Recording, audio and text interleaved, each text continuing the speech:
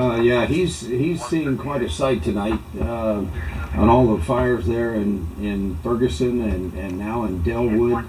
And from the air, it's been quite a sight to see the scope of the destruction there in this town. Well, he's started with one fire on West Florissant, and then we'll actually pan up and show all of these fires burning. And we have a couple of different live views from the air, and of course we have crews on the ground.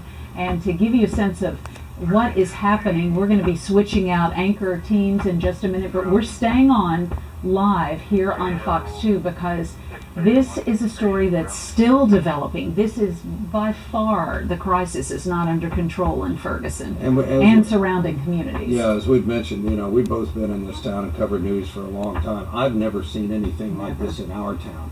I've seen there's earlier tonight the protest when rocking the police car, and that's kind of where it all started. That was one of the first incidents we saw that was causing a problem here, and they were surrounding that police car. The police officers moved in and put out some smoke there and got the protesters broken up a little bit, and there you can see them shooting the canisters, and before you know it, that police car was on fire, and the rest of the evening just kind of went downhill, actually. And back live, you can see these car fires here. Mm-hmm. And I believe that's Delwood again, where the cars are having a little trouble with it breaking up.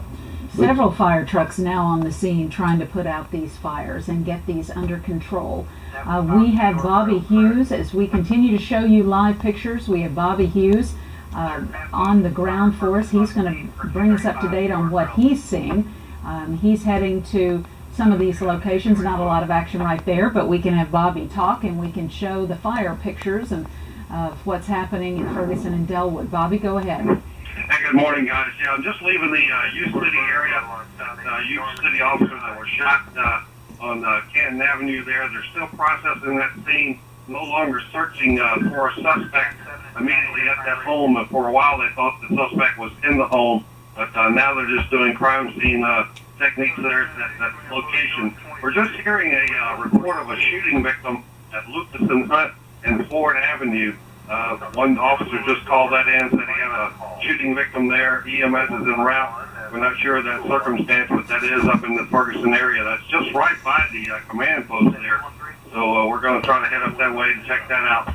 But I can tell you from looking at some of the video that we've had from the fires tonight in the Ferguson area, it's just amazing the destruction there. I was in the Ferguson area just the day before yesterday looking at some of those buildings boarded up and wondering what would be left if things turned bad up there. And sorry to say that it looks real bad, and what daylight will bring will be another